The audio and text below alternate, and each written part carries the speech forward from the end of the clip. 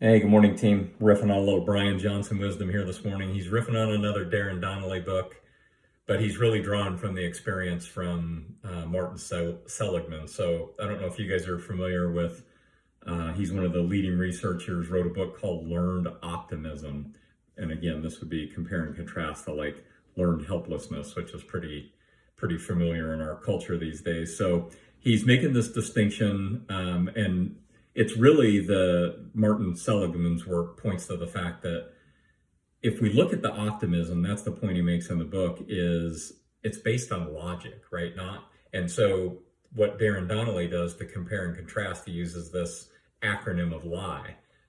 So the LIE, L is limited. So if we think about the obstacles and the challenges that happen in our life, and we think of them as limited to the one and not, hundreds.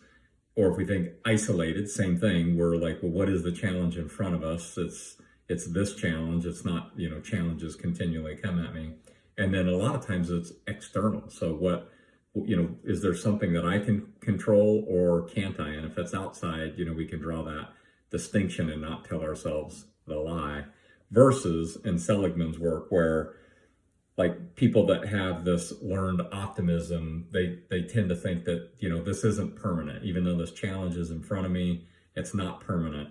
It's not pervasive, right? So this one bad thing happened to me and now that means this other bad thing is going to happen and another bad thing. And then the last thing is like, don't take it personally. So this is what Seligman calls the 3 Ps, right? Don't take it personally. Again, if there's like outside circumstances. So anyway, I just thought that was really cool, riffing on optimism versus the pessimistic view. Hope you're having a great day.